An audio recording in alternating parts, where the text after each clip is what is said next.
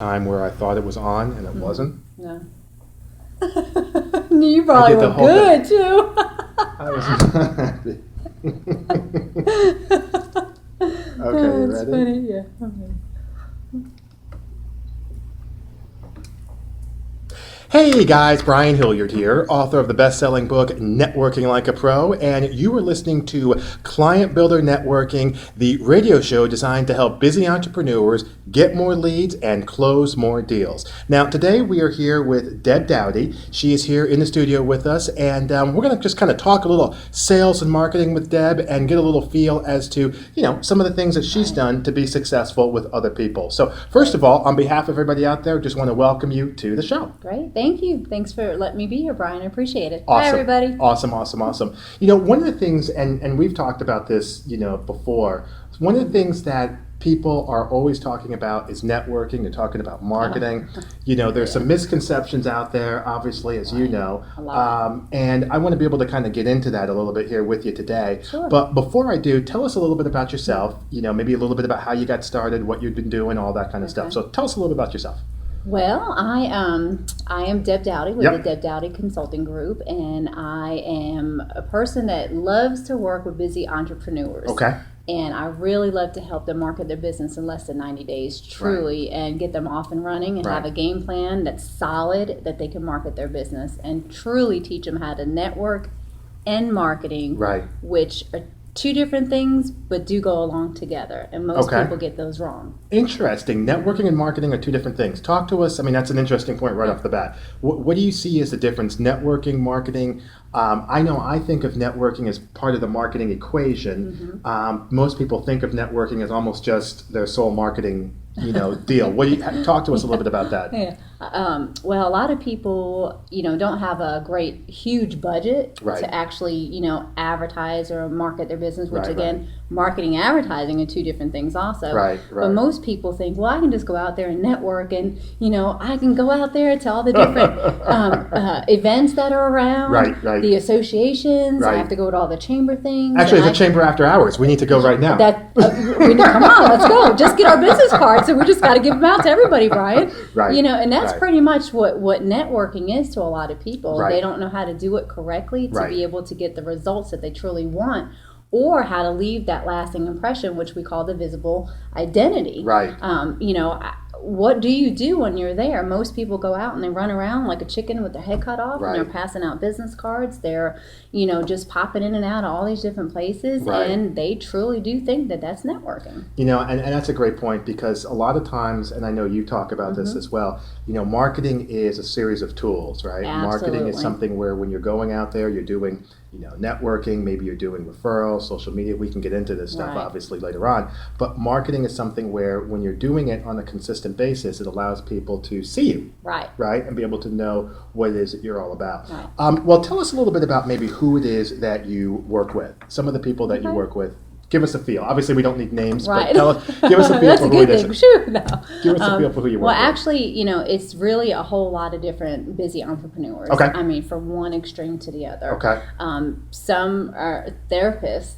Some are martial arts academies. Really? Yes, and those are quite interesting. Some have actually been graphic designers, and the list just goes on and on and on. And I've also helped a lot of people within their industry that are leaders within their industry that have to lead other teams of people. Help to be successful as well. Well, that's a good list. I think also, as from you kind of got me thinking about this a little bit from a marketing standpoint. You're working with people, as I hear you're working with people who are looking for some answers. Absolutely. One of the things, and I do a lot of this, I have a lot of interviews with people, obviously I do a lot of speaking and stuff like that as you do. And one of the things that I run into a lot is people are good at what they're good at, but not so great letting others know about it. Great point. I'm the head cake baker person, whatever, and I'm going out there and I'm great at baking cakes, but maybe I'm not so great at letting others know about the cakes that I bake.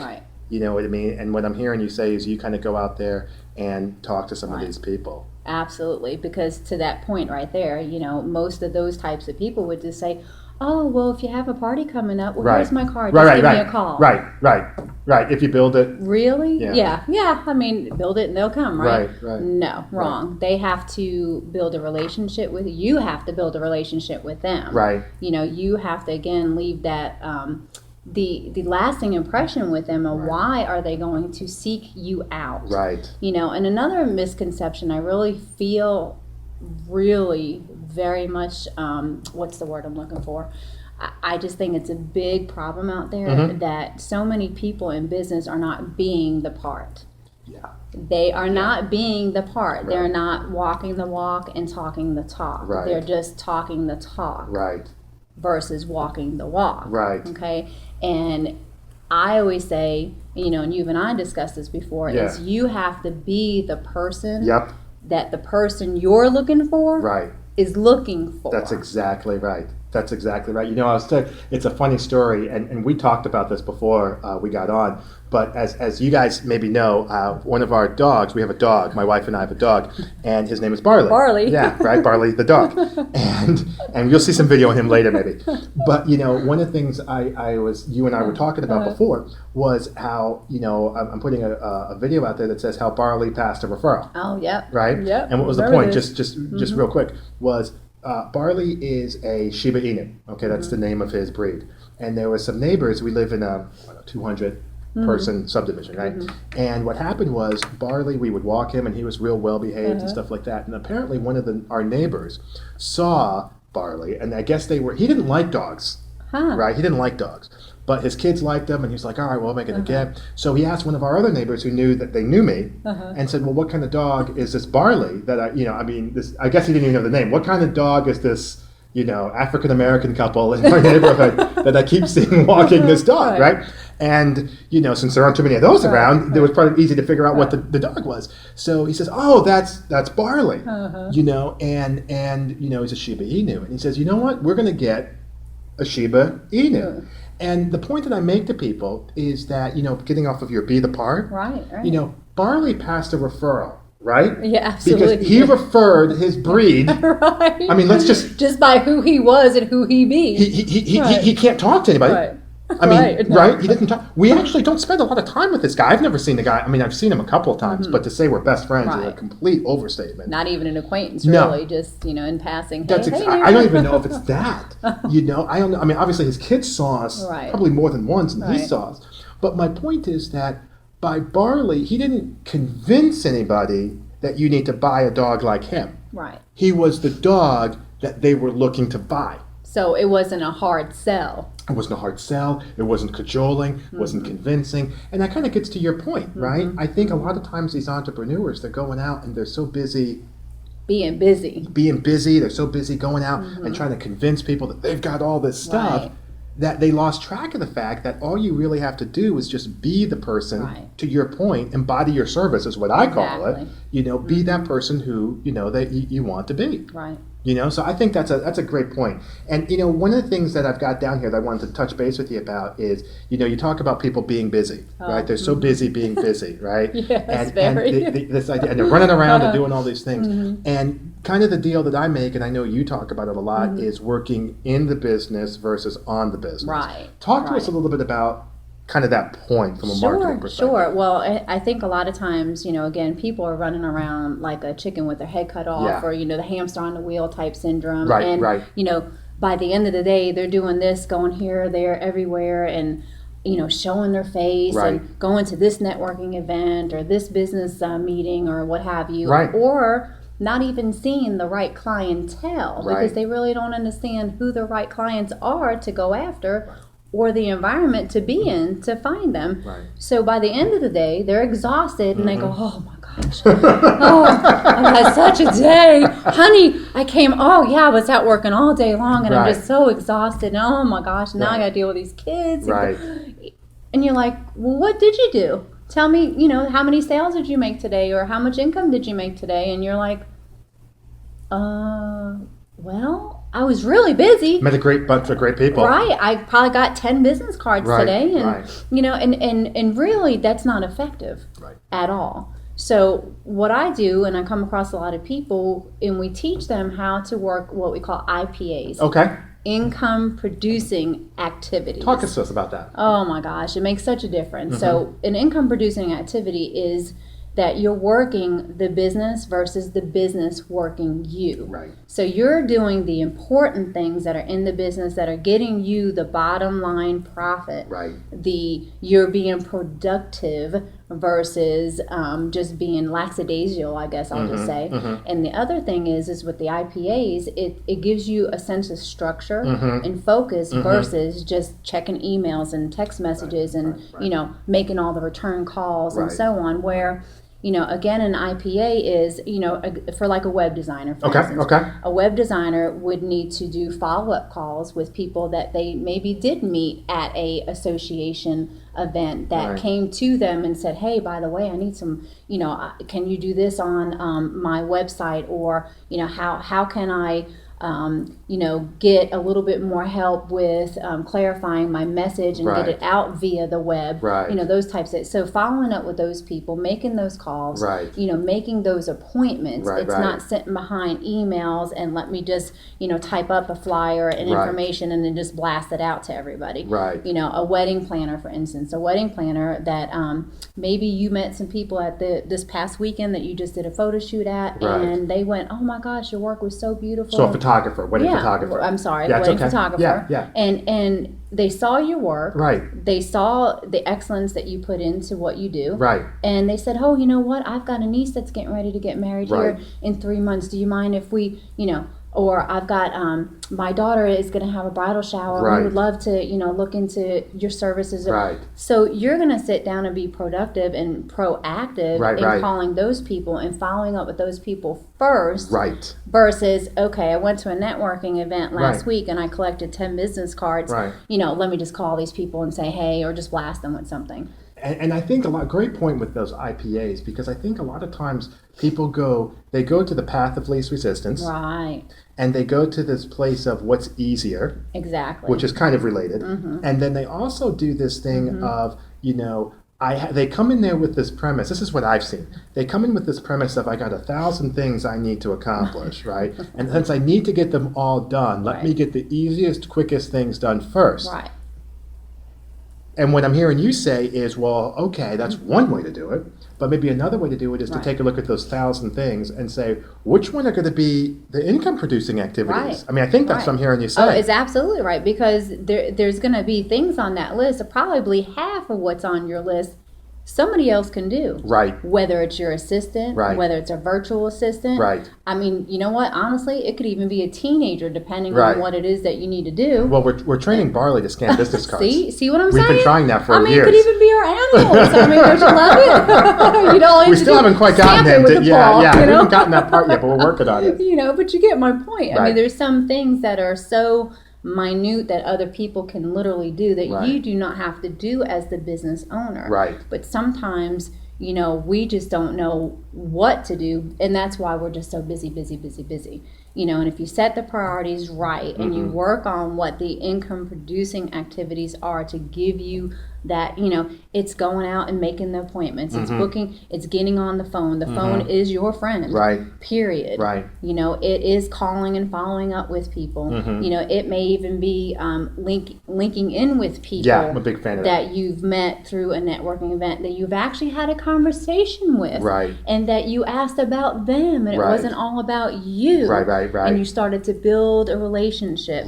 Those are income producing activities. And I think a lot of people, I mean, we'll move on to the next point here. I think a lot of people, when they're talking about the income producing activities and they're talking about getting around this idea of working on the business, in the business versus on the business, is that they're so focused on how can I get through this list. I need to get through this list. And I don't have time to figure out whether it's what I'm doing is important. I call it climbing too high on the wrong tree. There you go. They're climbing. They're so busy trying to get to the next, put one foot in front of the other, that it almost hasn't occurred to them that maybe we might not be going in the right direction. You know what I mean? Great point. All right, so we talked a little bit about how you help people get around that, which is focusing, on the business versus in the business. You help them be able to do that through IPAs. Tell us a little bit about yourself. I know you got into it a little bit. Tell some of the folks how you got started, maybe what it was that you did. Give us a little feedback on that. Sure. I actually... years ago. Yeah. I won't say how many years ago. Well, that's fine. You look great. You're Good, fine. Thank you. But back in my younger days, right. I actually was I was recruited right when I was in college. Okay. And I was recruited by the Walmart Corporation. Oh, okay. And I went to work for them, Right. and I was with the Sam's division of Walmart. Sam's Club division of Walmart. Right. And of course, we all know Walmart's the world's largest retailer. Right. And I really did have the privilege to be able to be mentored by Sam Walton himself, which was absolutely incredible. I have to tell you this. So I am going back some years now. Yeah. But I was with them for 10 years. Okay. And the last, I was always in management with them. And as I climbed that corporate ladder, I was a business development manager. And then I also became a regional sales and marketing manager. And that was the last position I held for about 2 years before I decided to actually leave. Right. And the reason why I was leaving is because I really enjoyed doing what I did in sales and marketing. Right. I enjoyed doing what my previous past, experiences were as well. Right. But what I decided is I had so much more to give to other people. Right. And I wanted a bigger platform to be able to be a beacon for successful business people. Right. To be able to help teach them more of a consultative sales approach versus a traditional sales approach. Right. Because in all my years, people had always come to me and said, Deb, such and so referred me to you, at different networking events or different associations and, meetings and so on. Or, I was just like, wow, why do these people keep, I knew I was good at doing what I did. Sure. However, but I'm like, why is everybody, sending them my way? Right. Then I really just had to catch on and get a little smarter and say, you know what, I really need to just turn this into something that I know that I can be beneficial for me as well as them. A business. Exactly. And turning it into a full-fledged business. So I've been coaching people for many, many years. Right. And now I'm really taking it and running with it with the whole concept again. Because I was taught many years ago a very traditional approach. Right. It was let's go after them. It's numbers, and it's let's get the sale, and no matter what. Right. And let's throw enough, mud on the wall, and some's going to stick. You just have to go through and keep calling and calling. No, you do not. Right. And I had to learn that the hard way. Right. So I want other people to understand that there's a much easier, effective Right. way, which is called a consultative sales approach to be able to do that. Right. And that's really where my heart was. That's awesome because, you talk about this, because I want to get to that. I'll get to that consultative sales in a second. But I think you talk about, people coming from a kind of a larger corporation. Absolutely. Right? And I'm sure you've seen this all the time. I have. You see people who are, and maybe we have some of the people who are listening who are on that, they come from this background of the bigger corporations. Right. And they're in, maybe they've been working for 10, 15, 20 years, and then they come out and they're in their own business. Right. And they feel like they're good at what they're good at. And I'm going to hang my own shingle. Right. I'm going to take over the world. Yeah. I'm going to be the next whatever. Okay, Michael Dell, I guess, or whatever they wanted to. I don't know. And then they go in there, and what happens is they run into a lot of challenges. Right. And I think, and I'll just throw this out at you, because one of the things that I think is I think that a lot of people, they take a look at their corporate world and they look at their small business as a miniaturized version of that. That's exactly what a lot of them do. You know what I mean? And just, I know we've talked a little bit about that, but for some of our listeners or whatever, what I mean by that is that in the corporate world, it's this kind of transactional, kind of wham, bam, thank you, ma'am. Get in, get out. Yeah, it's a numbers game. You need to see more people. And it's kind of that conversation. It's a very punitive. They tell just move on. Yeah, you need to move. Right. I forgot about that. Go to the next. Right.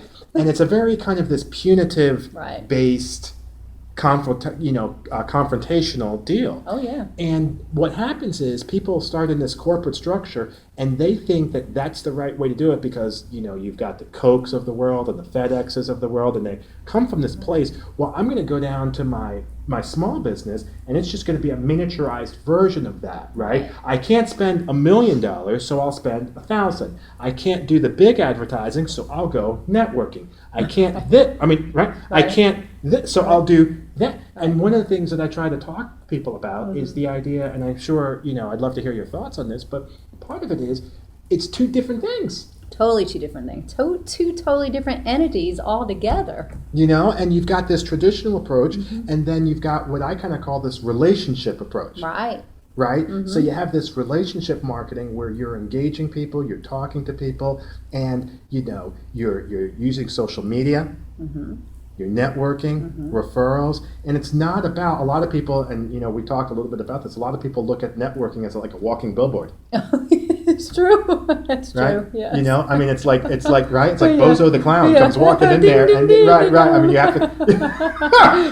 Right. He's going to bring like Gumby or something in there. And what you want to do is networking is, and this is kind of your approach, I think, it's more relationship based, right? It's definitely relationship based, and it's actually almost, for lack of a better word, it's really almost a layering process. Right. Right. It's not, just get in and get out. Right. And people, if they would understand that they could actually create more business with people that they truly are building a relationship with. Right. Versus just here, there, everywhere. Right. If they would truly just get that concept, and Brian, I think sometimes because our society today is such a microwave society. Right. They want it now, want it now. You're right. Where, sometimes it's not going to be immediate, especially when you're building a relationship with people. So you have to still continue to take care of the clients you currently have, of course, as you're building those other relationships with people. But if they would do that, they would be so much better off. And to your point, you cannot take a corporate structure and bring it to a small brick and mortar business. Right, or any other business. Exactly, right. and try to do those same things. It just doesn't work. Interesting. At all. That's great. Let's talk about this consultative sales approach that you were kind of mentioning. For the term that I always kind of think of when I hear about that, it's kind of like an educationally based piece. Talk to us a little bit about what that looks like when you talk to people, to prospective clients. What's this consultative approach? Really, it's teaching them how to say and what to say, so people will actually listen to you. Right. So it is, again, what's going to make you unique out in the marketplace. Right.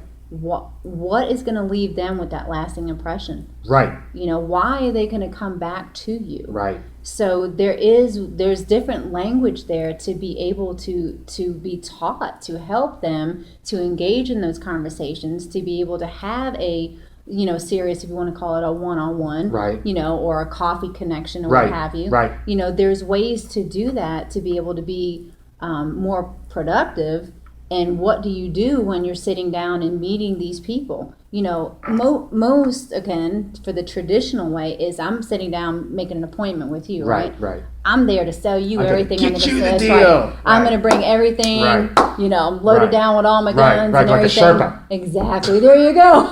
It's exactly what a lot of them do, right? And then it's all right. And then the people are like, whoa, and then you're mad by the time you leave because, you asked, well, is there any reason why you can't, purchase today? Right. And That's the close. Hello, I don't even know you, right.